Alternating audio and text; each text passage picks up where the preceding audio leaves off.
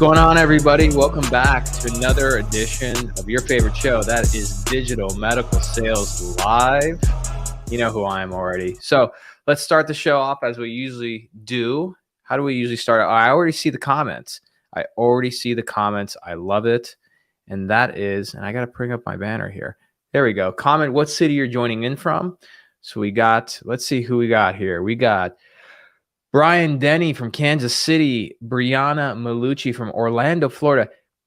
First house I still own that house. I lived in Orlando, right in Mills 50. I love Orlando. Orlando's got a special place in my heart. Alexander Matisse just started a new job, I believe, too. Congratulations, my friend. Calling from New York, New York. Vania Toller from Cincinnati, Ohio. Valerie Padawar, who's been fantastic in the comment threads recently in St. Louis, Missouri. Welcome, everybody. So, as always, don't forget, if you're a capital, not even if you're a capital sales rep, I'm taking deals from anybody at this point, but we had our first deal rip live last week. If you're a member of my program, you actually get priority submissions for this, okay?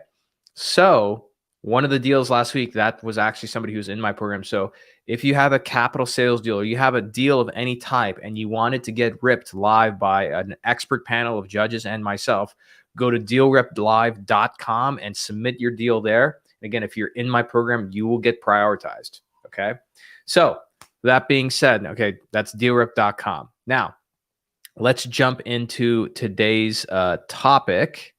So first, we're going to do some Q&A. We got a few questions we want to roll through, and then levels of surgeon awareness. And of course, I can't take credit for this fantastic outline. I'm going to share with you guys in a moment what book this is from, and I'm applying it to surgeon levels awareness. But let's start with a few questions. So questions from people in the Medical Sales Network Effects program. If you're interested in that program, right? It's a premium level program. You have to apply for it. Send me a DM and I'll send you an application link. Or if, let's say, you want something that's quick and easy that you can do in a few hours, go to you can go into the comments section or check here. But you can also take my mini course, and that is upgrademylinkedin.com. That's right. Upgrade my sorry. I love the comments that I'm seeing, so I appreciate it. But let me just put this here. And I'm only doing this because I get too many messages for like, what's the link and everything. So I'm going to do this at the beginning of the show again. If you want to upgrade your LinkedIn profile, you can get it on sale right now. Go to upgrademylinkedin.com. Use Level Up My Profile 23 and get it for only $89. Okay, now I'm done with all the promotional stuff. I hate doing that stuff, but I got to do it. All right, let's get into some questions. All right, so Mark has a great question. Mark is the CIO for a really cool SaaS company called Surgeries. So his question is, what does your close sound like after you completed your pitch? If they say, I don't think I'm interested, what is your response to dig a little bit deeper into the objection, if not moving forward? So I'm actually going to do a little bit of a promo here, which I normally don't. I do not get paid for this, but I like to promote products that I love and I think are great. So a good friend of mine, Jordan Stupar, fantastic salesperson, came up with these things called cash cards for a lot of different industries, mainly in the I think construction, trucking, and some other industries, not med device, but these cards are essentially closing cards, okay, with objections on them. Now, I have a couple of thoughts on the I'm not interested piece, but I'm going to go through and pull out what Jordan recommends because it's quite interesting. So here's my answer to that. If somebody says I'm not interested, I always follow up with a question, and I sort of release the pressure from that by giving them that allowance. I just give it to them. I say, hey, totally understand, no sweat, right? So they already know that I've accepted it, right? Versus when most people, they try and push against it. And when you have the prospect saying, I'm not interested, and you're trying to press back to make them interested, you're deadlocked. What you need is a third force to block that out. And a third force could be something as, hey, totally understand, just for feedback for me, can you share why that is? And I'm just looking for feedback here. Then they're able to tell you what that could be. And then when you get closer to the real objection, like the real truth of the objection, right, you're able to decipher it, right, better. Now, um, for Jordan, and again, Jordan is a phenomenal sales leader, and again, he deals with coaching a lot of people who usually they're on one or two calls and they have to close, right? So these are, you know, items for like $500,000, sometimes $10,000, right? But they're not as complicated in terms of deals like such as the pharmaceutical or med device industry. And I don't want to actually say that, maybe that's being too assumptive. But let me pull out what he says when it comes to I'm not interested. Because again, I could just tell you my approach, but my biggest thing is always learn from other people, learn from other industries, because a lot of people are really good at this kind of stuff. Okay. So with Jordan, and again, these are cash cards. So you can go to, I think you can scan this code here and go check it out. But if you just go to, if you just search cash cards for closers, you'll find it. Again, my biggest thing with you guys is that I'd rather not just like, you know, hold all the knowledge to myself. I want you guys to look into really interesting tools. So there's three approaches to the, I'm not interested bit. Okay. So let's see what Jordan has to say. All right. And these are different scripts. So one is saying, hey, I completely understand that you're not interested. After all, this is a cold call, not applicable to a demo, but let's see what he says here. Not sure if we're all perfect fit, but based on what we've been able to do for X client, this and that, this might be worth a quick 4 minutes. Okay. So that's more of a cold call one. All right. Let's see what the other ones are.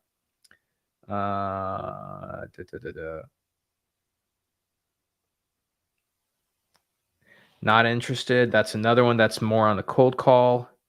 Another one on the cold call. So here's the thing. So these are all really good when you're doing a cold call. But in the case of what Mark said, which is you just did a demo and they said, I'm just not interested.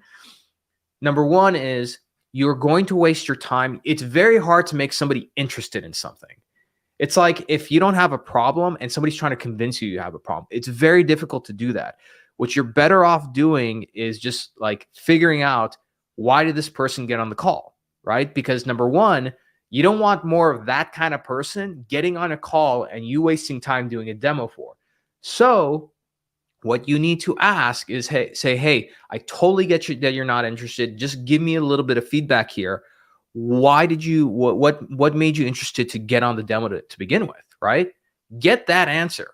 This is why, by the way, I'm not a big fan of handing out tchotchke items such as like, hey, here's a $10 Amazon gift card. Because then you're getting all kinds of people get on. They're just going to be like, wanted the Amazon gift card. And I've been one of those people in the past. Like there was a SaaS company, I think they were giving like something, what was it? They're giving out $100 Amazon gift cards for a 15-minute demo. And I was like, I'll get on a 15-minute demo for a $100 gift card. Of course, this is back when I was younger and I was a manager. I didn't value my time as I do now, but I still got on that demo, right? I gave them really good feedback. I probably gave them like $500 worth of feedback. But I think the biggest thing is you cannot make somebody interested, right? So the best thing, if you do a demo and you realize it's been a waste of your time, this person's not moving forward no matter what you do, at the very bare minimum, extract a bunch of information for them. What made you get on this demo? Why are you not interested? What would make you interested, right? And at this point, you need to really make them comfortable and say, hey, I understand you're not interested. I respect that. And say the worst thing that they could be thinking, which is, oh, this person is going to try and do a sales tactic. Just say, hey, this is not a sales tactic. Like I genuinely, I'm not, we don't want to push anybody to adopt our product, but it would be really helpful to me. Say that. It would help me a lot if you can just give me some feedback on just two questions. One is what made you interested to get on the demo? And number two, what would have to change about the product to actually make you interested, right? That information is going to be gold. Because again, if we think about the technology adoption curve, okay, and let me bring it up here.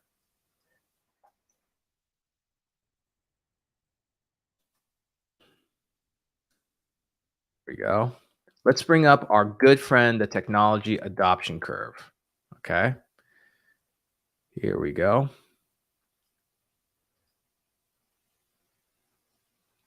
Bum bum bum bum. Let's see where are we? The technology adoption curve. Why is that not coming up? Oh, I know why. It's because it's in incognito mode. All right, here we go. Let's see here. Man, I'll tell you, like one of my motivations to make more money is I want to hire some people to produce the show. I want a studio. I want people managing the stuff. I don't have to be looking for the stuff on my own. Okay, let's look at the technology adoption curve. And there's an important point here, Mark, that I want to point out is that in dealing with somebody who says, "Hey, I'm just not interested," what you could be dealing with, right? And actually, let's see. Is my thing gonna? Nope, that's not gonna work. Let's see.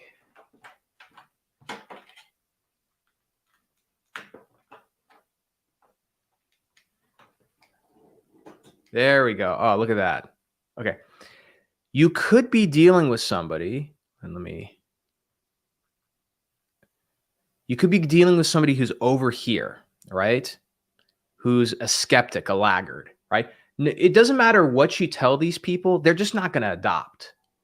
But laggards are really, really valuable, believe it or not. They get a lot of flack. They're really valuable because if you ask them the right questions, they can kind of reveal to you what you got to do to change the product for more adoption, right? Don't pay attention too much, but again, that's how you can use them. All right. Let me stop sharing there and come back now. Okay, so great question there, Mark. All right, next question. As we are running, let me do a double check here on things. Yep, looks like we got some comments here.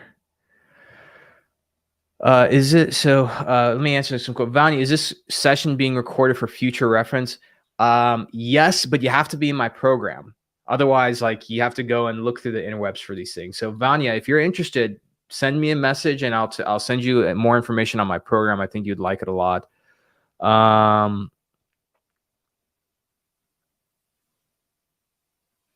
Colton, I'll get to your questions later. Okay, so let's get back to the questions again. I want to get to what's on the whiteboard here. So, okay, next question. This is a software company. We're running marketing for our product and pushing people to landing pages with the intent to book a demo. What should we be doing with email information we acquire? Two things. Number one, nurturing those emails. So put them in a newsletter, put them in an email drip, right? And some people disagree with that, but here's my thing. What is the purpose of an email list? The purpose of it is to drive revenue and adoption. So use the list. Some people are like, oh, you don't want to hit your list too much and everything. Do it. Just do it, right? That's like, how else are you going to figure this stuff out? So use the list, number one. And number two, if you get a bunch of emails, right, then you should take that email list, which should be usually first name and email or first name, last name email, upload those lists to Facebook, to LinkedIn, and create a retargeting list, right? Because then you can develop a custom audience that you tell, let's say Facebook or LinkedIn, and say, hey, I want to target these people, and I want to target people like them, right? That's what you should be doing. And again, for those who just joined, if you want to level up your LinkedIn, running a promo. So go to upgrademylinkedin.com, use the code levelupmyprofile23, and you're going to get it for only $89. All right, next. Man, I feel like an infomercial when I do that. I hate doing it, but like, hey guys, whatever. All right. So started an email drip campaign educating them on the product. This is a follow-up for the following question. How do I add value? In addition, should I require LinkedIn information to be filled out so I can connect with them on LinkedIn? Don't require LinkedIn information, because keep in mind, when you add more fields, it's going to add friction, which means it's going to decrease the chances that they're going to convert. That's why you want it as simple as possible. For me, if it's a demo, they're interested. They should be interested. You should add a little bit of friction, right? Because if it's just first name and email, and you could be chasing somebody all day long and realize they're just a waste of time. Make them put their first name, last name, email, and their phone number, right? But again, if they've gotten to that point, you've done a good job educating them, adding value and everything. Now, on the adding value part, that when you ask that question, it tells me you have to spend more time with that end user and that end customer, right? When I develop, like, look at this show. How do you think this show was developed? The way this was developed was I literally talked to my end users, being medical salespeople, and said, like, what would be valuable, right? And I constantly add those things to my product, to my marketing, to my sales process. Everything that people do, even when I'm selling them a product and closing them, they're getting some value out of it, even if they don't end up converting. And so in order to answer that question about, how do I add value? Figure that out by getting as close as possible to the customer. The more you get close to the customer, the easier it is for you to add value, the easier it is to convert them. Okay. All right. Now, let me just see anybody else on. Hey, guys. Hey, Jackie, Jessica, Vendela. Good to see you. If you have any questions for those of you who are on Zoom, you can raise your hand or submit a question. I'll answer it. So let me just jump to the LinkedIn comments because I always want to be friendly to new people. I'm a friendly guy. I'm an intense guy, but I'm a friendly guy. And we're going to get to this. This is the topic of today: levels of surgeon awareness. Okay, and how do you structure your offer? Okay, so let's see. Colton asked a great question. So Colton, welcome to the show. Just joined after acquisition, the leading LAAC device. I have no idea what LAAC is. Tasked with capital selling, taking on additional bucket of a number of EP SKUs, and any advice to a newbie, books, etc. Absolutely, Colton. So number one, I recommend, check out my program. Not everybody's going to qualify for it. So shoot me a DM, or I'll make a note. So my sales guy's watching, so he'll either hit him or me, or we'll shoot you a DM. And then in terms of books, if you go to, well, you know what? I have one book recommendation for you. So I recommend buying this book and memorizing it inside and out, Crossing the Chasm. You have to understand the psychology of the people you're selling to. Otherwise, like, you're just kind of throwing stuff against the wall. Okay. So let's get into the levels of awareness. Okay. And then let me reference what book this is from. Okay. So hands down, in my opinion, one of the most sophisticated books on marketing and business out there was written back in the 50s, and it's called Breakthrough Advertising. This book used to be unpublished. This copy, I think, cost me like $300. You can buy it now, but it's about $120. It's worth every single penny. And so the first two chapters of the book are worth rereading over and over and over again, because it talks about the levels of awareness. So aside from me just adding the word surgeon to this and customizing this to you guys, right, in the medical field, this is Eugene Schwartz's thoughts in terms of the level of awareness of people, okay, and customers. So let's start at the very, very end here. And we're going to talk about headlines. So headlines in your copy, headlines in your landing pages, headlines in your ads, headlines in your emails, right? A headline is a lead, right? And that's going to lead you to the next step of the process. So when you're dealing with an unaware market, okay, that means that they're completely unaware of your product, unaware of the problem you solve, unaware of the solution. Like they don't know, right? You need an indirect lead. What do those usually look like? Usually those look like, oh, here we go. Yeah. Usually those look like stories, okay? Or proclamation. Okay. What does that look like? Story could be, if you're selling to a surgeon, right? tell a story about another surgeon, right? How they achieve some level of success, something, right? Something that's going to get their attention. This is also where using LinkedIn is helpful. If you're end user, which more and more physicians are active on LinkedIn, use it, then you can use indirect stories. Why do you think for me, when I was doing medical sales, I used to do book reviews, or I used to post reviews on LinkedIn, because those are indirect things to get their attention, right? The next step, people who are problem aware, okay? Problem aware meaning that, let's say they want to do more minimally invasive surgery using robotics, or let's say a different approach to radical prostatectomy, something, right? They're aware that they have a problem. They can name the problem. With that segment, this is where you start, focusing on secrets, right? The secret to doing a really good radical prostatectomy is, doing it within a certain amount of time, making sure that this is controlled, that, so on and so forth, right? The secret to doing efficient robotic spine surgery, right? Or an efficient fusion in spine surgery is, let's say the planning segment, right? And so usually when you're talking about the problem, again, you're not talking about the solution or product per se, or you lead into the solution, but you have to define and educate the market about the problem. So if they're problem aware, right, then you need to demonstrate and get their attention by talking about the problem. Once somebody's problem aware, you start getting more into solution. This does not mean your product. Okay, I want to be very clear about it. There's a big difference between solution and product. Okay, let me give you an example of this. Okay, problem. I have low energy. Okay, I have low energy in the afternoon, feeling kind of groggy. Solution.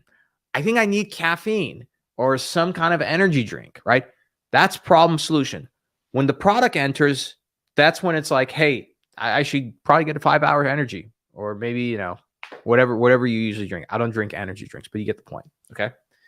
Now, as you can see, when we move from indirect, right, all the way to direct, right, the direct headline, the direct lead, that's when we become more product aware and you get to the most aware. So the product aware, that's where you focus on proclamations about the product, the features, the benefits, because at this point, your audience or your target knows about the problem really well. They know about the solution. And now you get to an area where you can start talking more about features and benefits and everything, because you've educated them. It's okay to be a lot more direct. And then your most aware, the most aware audience, that's where you just purely focus on offer. Hey, doctor, if you adopt this technology, this is what it's going to cost to the hospital. Once you're using this, we do a lot of development with you. We have a very active social media presence, so we amplify your posts. We make sure to get you on podium. We have a great group of KOLs. Now you're focusing on like, okay, when you adopt this, this is what you're going to get. Okay. For me, for example, like, look, some of you, many of you who are new watching this show right now, you're in the unaware area, right?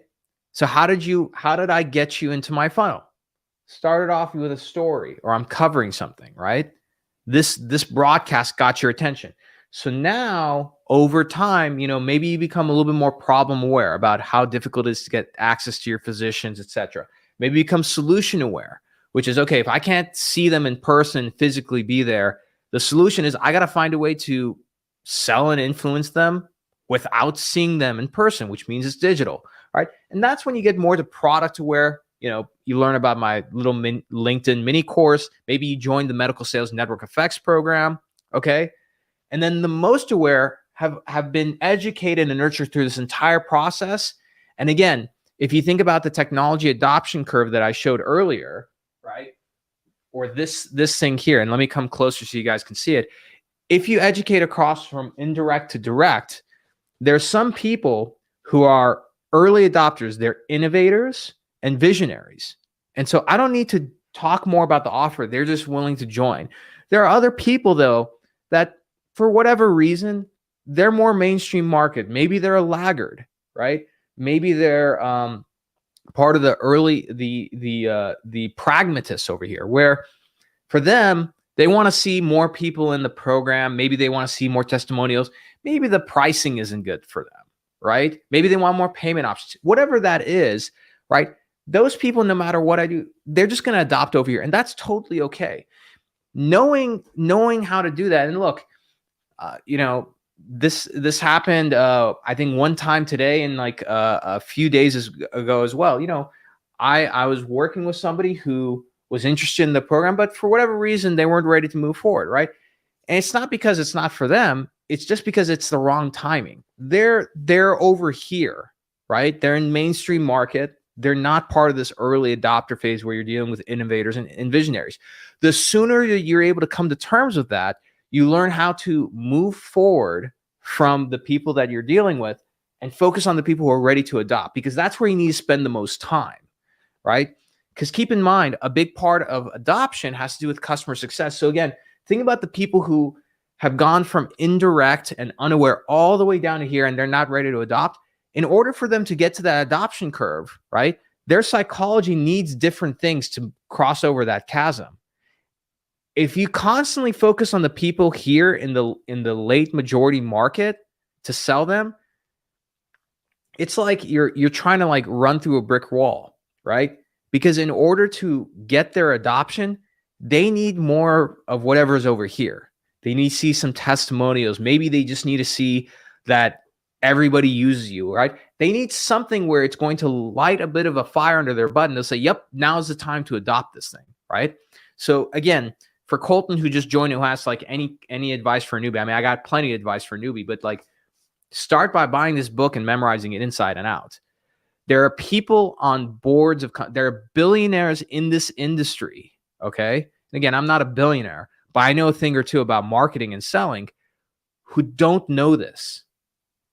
It's unbelievable to me, which in my opinion, like maybe they have $1 billion net worth, but part of it was, part of it was probably luck and timing, right? So knowing those things are super important. Let's take a quick break. Let's see what questions everybody has. All right. Oh, Vanya Tall. Yeah, so Vanya, just to be clear, so I do this every Thursday at 3 p.m. Pacific Standard Time.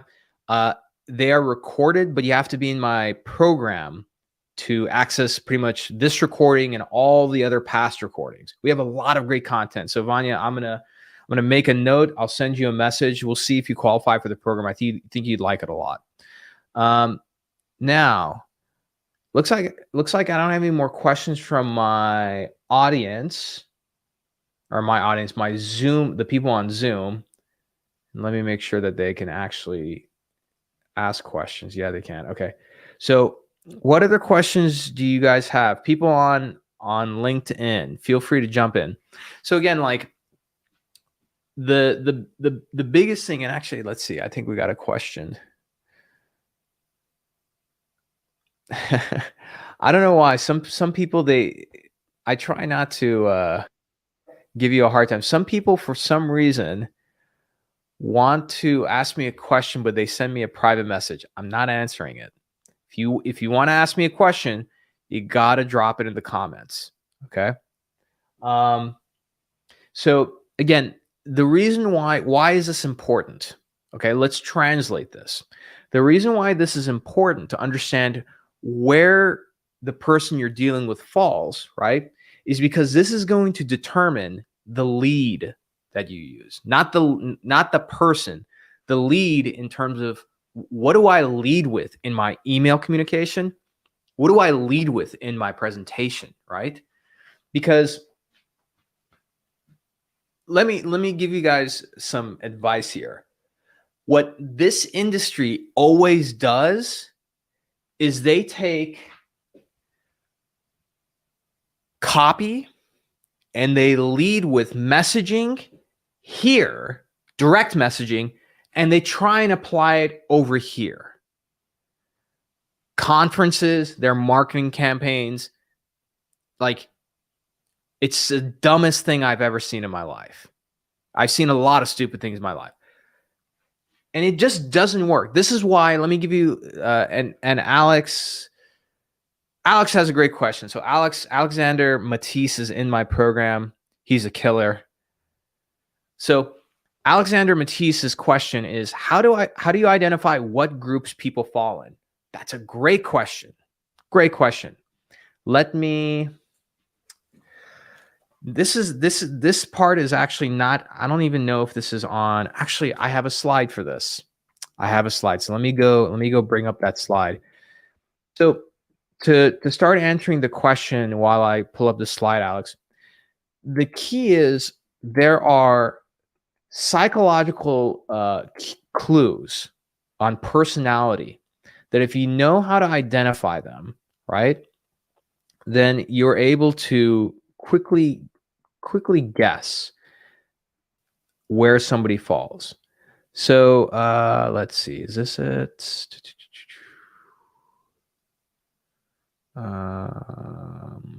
Nope. Give me 1 second, Alex. This might be it.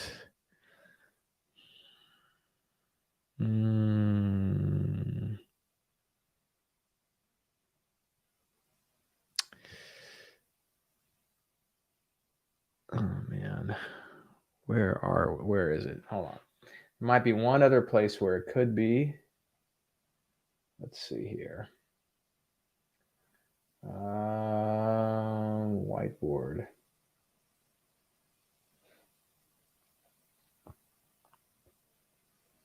Okay. Hold on, Alex. I'm going to answer this real quick. Aha! I think I found it. All right. So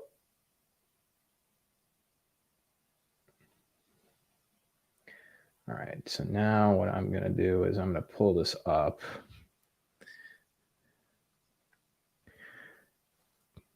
The good news, everybody, is that of all people, it wasn't people in my industry, unfortunately, but there are some software companies that want to sponsor the show.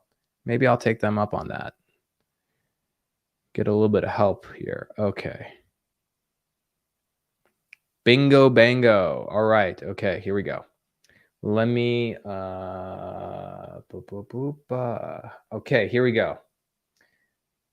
Man, that took way too long. There we go. Okay. All right, check it out. So if we look at, and let me pull my, okay. Here we go. All right. To figure out where people fall, okay. And let me, here we go.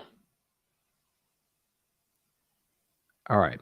So what we're looking at here is the technology adoption curve, but also in this graph, somebody was smart enough to apply Cialdini's principles of influence, okay?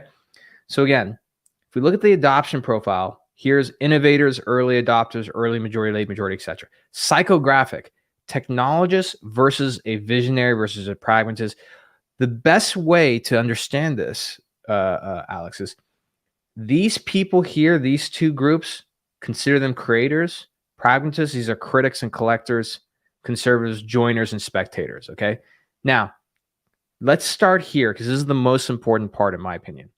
This is extremely important because everybody, even a chimp, knows that these people here in the early majority are a little bit different than over here. The people here are trying to see, like, what's the hot new thing? Is it becoming a standard? If it is, we'll adopt. The conservatives over here are usually more focused on pricing and, you know, and whatnot. The early adopters here, okay? And again, actually, let me be clear. There's innovators and early adopters. They're not the same thing. An innovator, okay, who's a technologist, and again, what I recommend is buying the book, studying these psychologies, okay? So let's talk about the innovator. An innovator is going to be someone who's very project-oriented, meaning that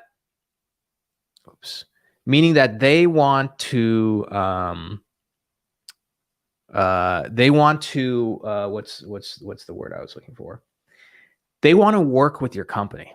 They're project oriented, meaning that they have, your product sucks. It's an ugly baby. Every product is born ugly, right?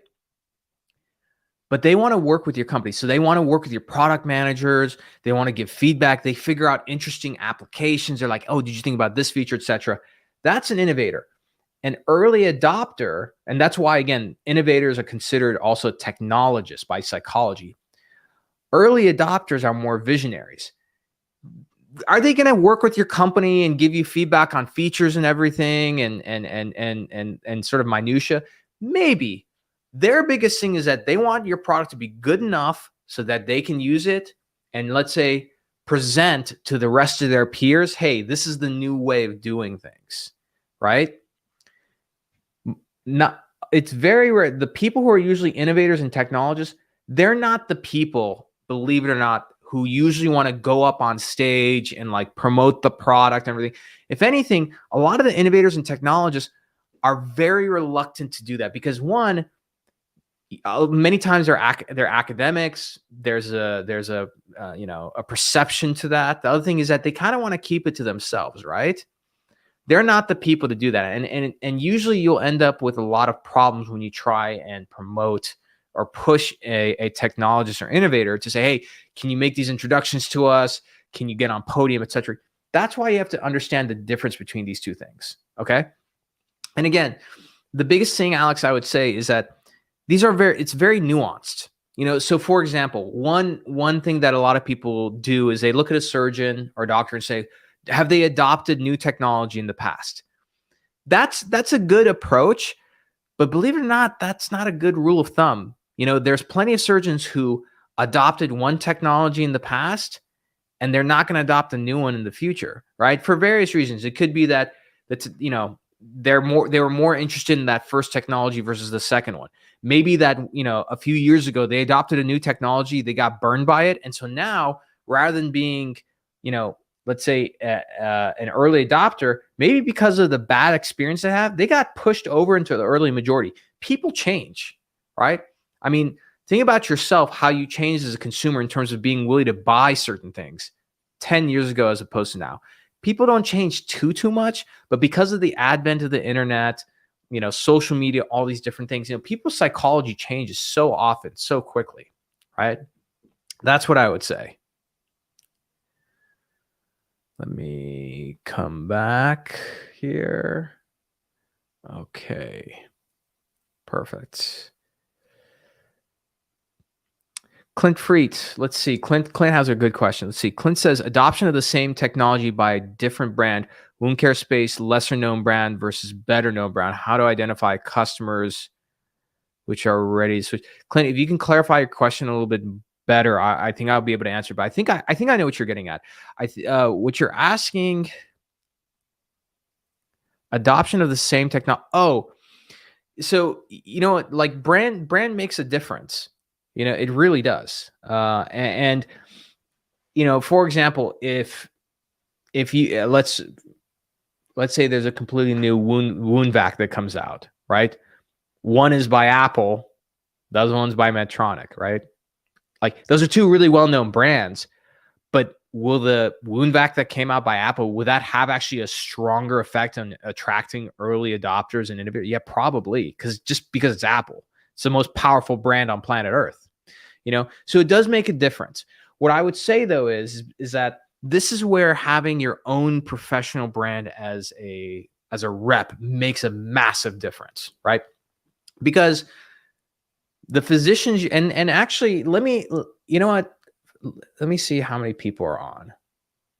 There's a good amount of people still watching. All right. So let me do this. I'm going to give you guys, would you guys like to see a sneak peek of some data that I've been pulling together? I'm going to publish a report. You guys want to see a sneak peek? If you want to see a sneak peek, say yes in the comments. There's some really interesting physician data here. All right.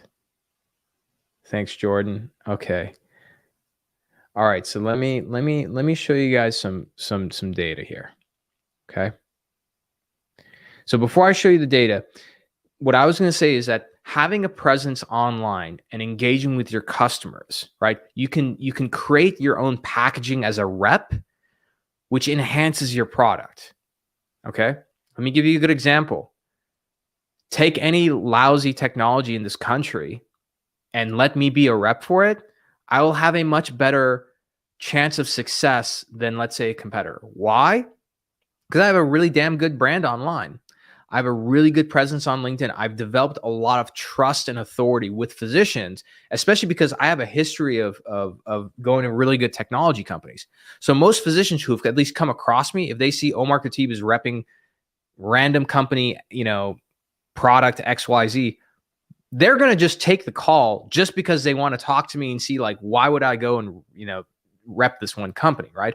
And there's a lot of reps who I've seen do this.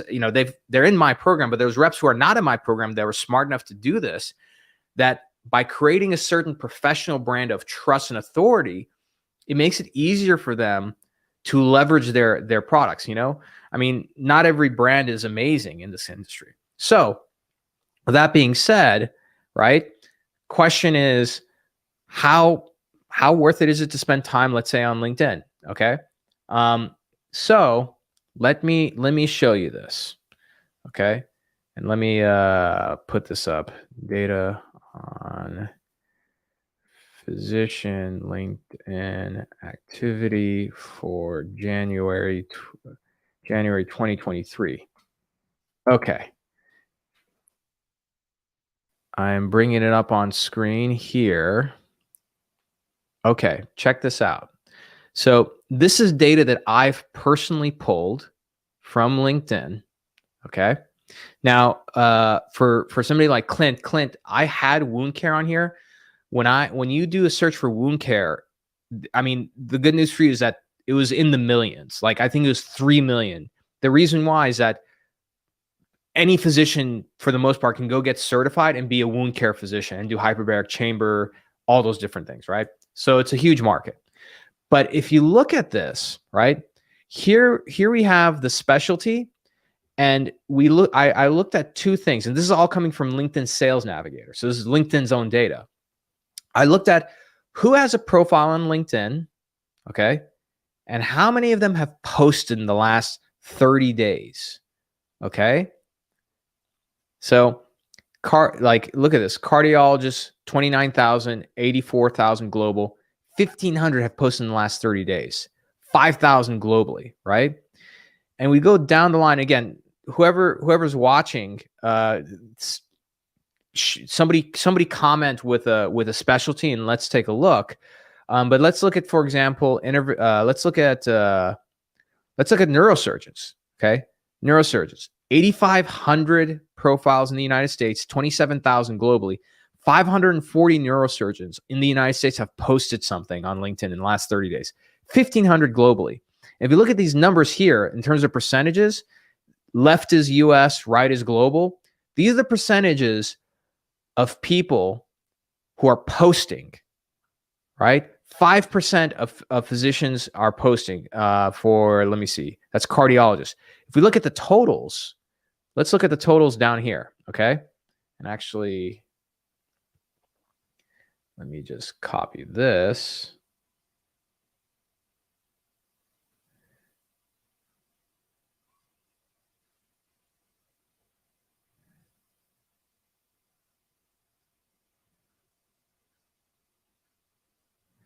All right, there we go. Oops. All right. So look at our totals, okay? In the United States, you have a little over 1 million physicians with profiles. Globally, it's 2 million, right? 6% of physicians in the United States are posting on LinkedIn. Now, that may not seem like a lot. Keep in mind, though, this is not counting the amount of physicians who log on to LinkedIn, like something, comment on something, or just lurk on LinkedIn consuming content, right? Think about it. Everybody's being conditioned by social media to play with it, right?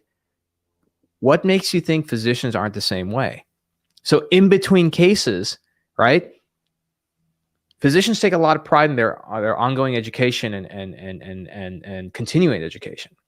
Twitter is the next really good place for physicians to engage and educate themselves. But more and more, it's becoming LinkedIn because of the long form content, right? So Alexander says orthopedics. All right, Alexander, let's take a look at orthopedics. Okay, so orthopedic surgeons, 40,000 in the United States with profile, 96,000 globally. 2,500 in the United States have posted something in the last 30 days. And keep in mind, we're just coming out of the holiday season, so this number is actually lower than it usually is. 5,500 total, right? And let's take a look. Here's the other thing. Let's look at Moby. I'm picking somebody random. So Moby Parsons, he's great, but he's not he doesn't have a huge following on LinkedIn. He has 4,200. He's definitely in the top 1%. But there are other surgeons with much bigger followings.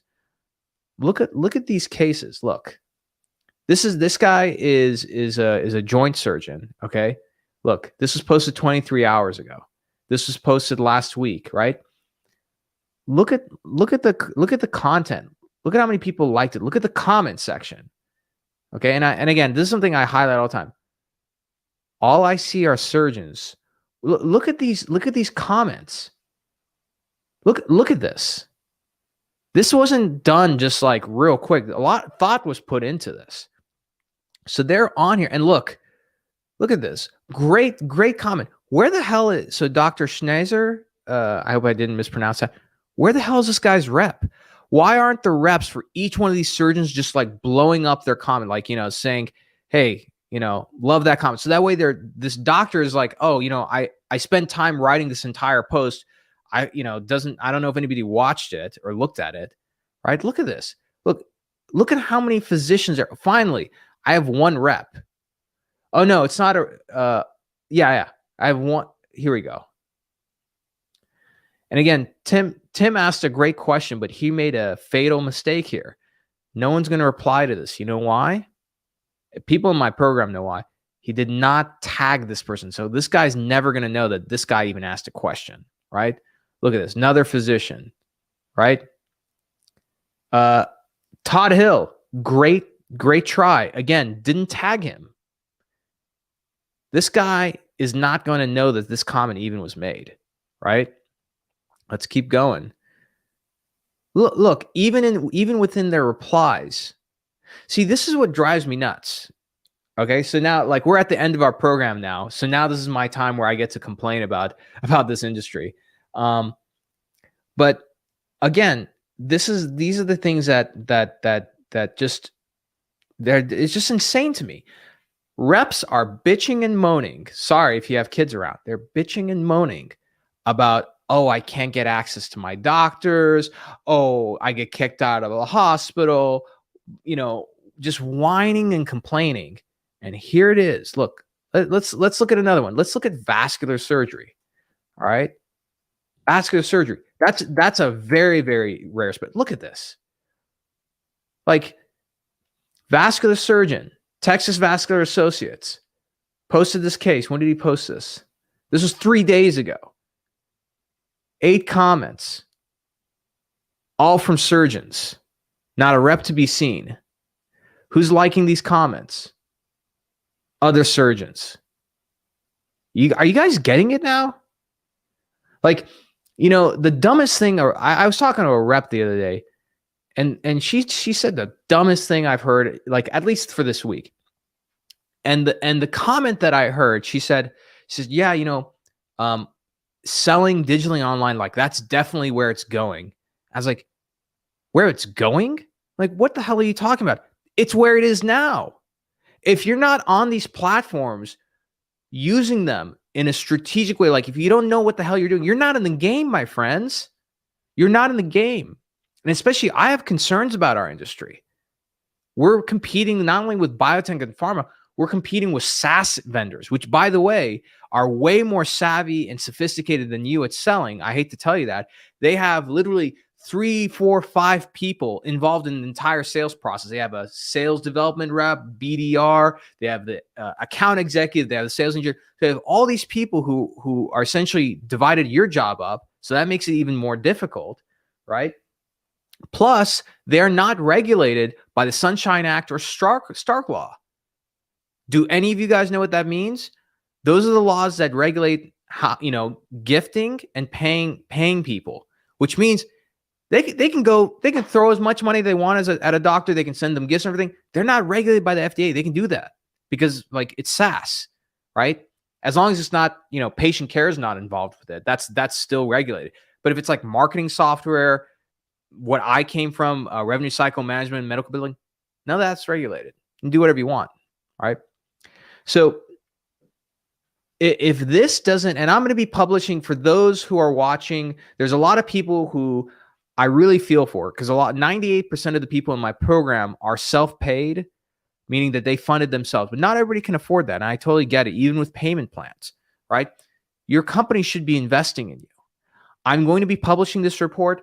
If you're a rep, take this report, send it to your VP and say, hey, here's this report showing this data of where our customers are spending time. How are we getting trained on how to sell to them using email, using virtual demos, using LinkedIn, using Twitter, using all these things? If they don't have an answer for you, consider leaving that company. That's what I would recommend. Either leave that company or invest in this yourself. This is where it's going, my friends. Open your eyes. If you look at this and you don't take action on this, I don't feel sorry for you when you get laid off. I really don't. You have yourself to blame. Let's look at another one. Look, thoracic surgeons. That's a very, very niche specialty. It's super niche. 6,000 registered on LinkedIn. 528 in the United States have posted in the last 30 days, right? All right, I think I've done enough on my soapbox today. So I think you guys get it. You get the point. All right, so in wrapping up, let me see if we have any other questions from the people in my program, or any comical questions or insights on LinkedIn. All right. So real quick, in summary, okay, let's just go through this one last time for the people who just joined, okay? Biggest thing is that when you think about levels of awareness, okay, again, the levels of awareness pioneered by the great Eugene Schwartz in Breakthrough Advertising. This is a $120 book. If your first thought is that's too expensive for a book, you're a loser and you're going to have problems in your career. If your first thought is it's only $120 and you're recommending it, that must mean that there's information in here worth way more than $120, right? Great book, most sophisticated book on marketing, written in the 50s. If it's still relevant today, that should tell you the quality book. We talk about the levels of awareness for every customer, going from the unaware all the way to the most aware. And that's going to dictate whether you're going to have an indirect approach in your copywriting, your headline, your email, etc., or a direct approach. If it's an indirect approach, you're dealing with the unaware prospect. You do not go with direct approaches with them. So if somebody's completely unaware of the problem, the solution, the product, all these different things, and you go and say, hey, look, let me tell you about my gizmo. They don't give a shit. They don't care. They don't care. Okay. In order to capture their attention, you have to work with stories, right? You have to work with content, right?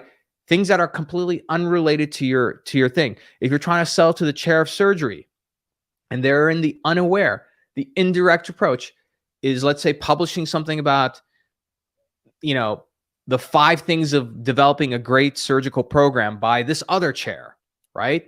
Or sending them an article like that you got to get their attention somehow. You have to get their attention. If you can't get the attention, you cannot persuade. We move forward. When you get to problem aware, you use proclamations about the problem. You talk about secrets about the problem. With the problem, this is where a category creation is. Let me put that right here.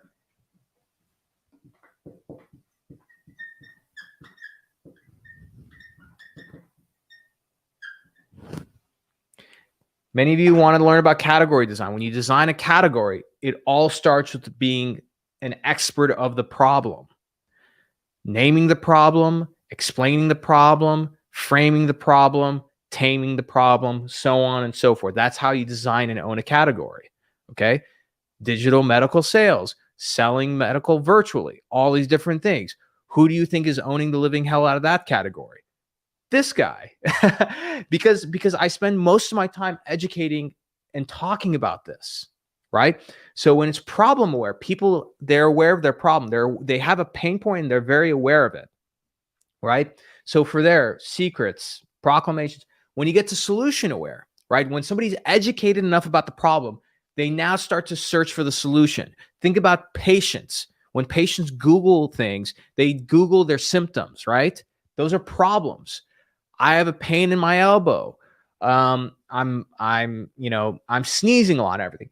At that point, once they're able to name their problem, oh, I might have a cold, right? Or maybe I have COVID. Now they're going to become solution aware, right? What should I do for that? When it becomes solution aware, that's when you start combining problem solutions. That does not mean branded. That's unbranded stuff, okay? Once you move away from solution aware, you get to product aware. Now you can start talking about your product. You can talk about your features. You can talk about the benefits. The most important thing about selling features, like you should sell features, believe it or not, is that when you name a feature, you have to explain a benefit, all right, and why that is important, okay? So it's like this iPad pen, all right? A feature of it is that it has this magnetic strip, okay? So that's a feature. The benefit of that is that it attaches directly to the iPad. The reason why that's important is that instead of, wasting time to use the old pen, open it, attach it to a charger and everything, all you got to do is attach this to the iPad and it automatically charges. It saves you time and you're not going to lose the cap or anything. Feature, benefit, why is that important? Okay. And the very last thing, you're most aware is the people who have been educated from all this spectrum, all the way to this point. If they have not converted yet, people convert at different areas, by the way. If they have not converted, the reason why is that your offer is not strong enough. Okay. So that's going to involve pricing strategy. It's going to involve, incentives. It's going to involve a lot of different things. It's also going to involve things like who else is using it. And again, when you get to that point, when the most aware, you have to ask yourself, okay, if they're not converting, why is it? And again, that's where, let me pull up the book again. That's where you're going to use this graph and understand and say, if they're not converting and my offer is pretty damn good, where do they psychologically fall here? Oh, you know what? I know why. They asked me who else is using this, and they wanted like testimonials. They wanted to talk to people. They're over here in the early majority. They're conservative. So it doesn't matter what the heck I don't have enough to get them. I'm going to worry about them later. I'm going to spend more time with this other prospect who I'm pretty sure is a technologist, or I'm pretty sure is an early adopter, right? That's how you have to think. My friends, you study this, you're going to save yourself a lot of time. At the end of the day, as a salesperson, whether you're going in person to a hospital to sell, because when you're in the hospital, there are different prospects you can go after, right? Understanding who you're dealing with ahead of time, it's going to save you a lot of time. And more importantly, you're going to hit the bullseye. You're going to hit the target, right? Once you understand this messaging framework, when you send an email or you send a LinkedIn message, right? You know exactly how to construct it. You say the right words. And the moment that prospect opens their message and sees that, you got them. They will move to the next step. The other way, you deal with somebody who's in the unaware market and you're using direct messaging with them. Ask yourself this question. The prospects that you've been struggling to get a meeting with, where do they fall in this spectrum? And are you using the wrong messaging with them? Do you have, let's say, somebody who's solution aware, and maybe you're using indirect messaging with them? Maybe you're sending them BS text or messaging like, hey, how's it going? Did you see this? Or, you're just trying to you're just trying to get attention in some way, right? Ask yourself that. All right. That's it for today, my friends. As always, it's always been a pleasure. Happy selling. Get after it. And let me pull up my banner here. As always, if you're in capital sales, you're implant sales, if you have a deal, got a deal, go to dealrip.com. Okay. This is a live show that we did. We did one last week, and go look on my page for that, or go to the State of MedTech, look for the podcast. Deal rip means that you submit your deal anonymously. I evaluate the deal. If I think you got a good deal, I'll call you. We'll de-identify your deal. We'll de-identify you. We'll de-identify your technology. We're going to focus it like a case study. And based on the deal that you have, I will look in my network. I will bring on the best of the best, the biggest names in sales leadership in this industry. And we'll do a live deal rip where we're going to deconstruct your deal and give you the best feedback we possibly can to help you close that deal. So, and for people who close deals, by the way, I haven't done this yet because we just had one episode. I'm going to be giving out some big prizes away. So stay tuned for that. All right, everybody, take care and have a wonderful weekend. And have a great Q1. See y'all next time.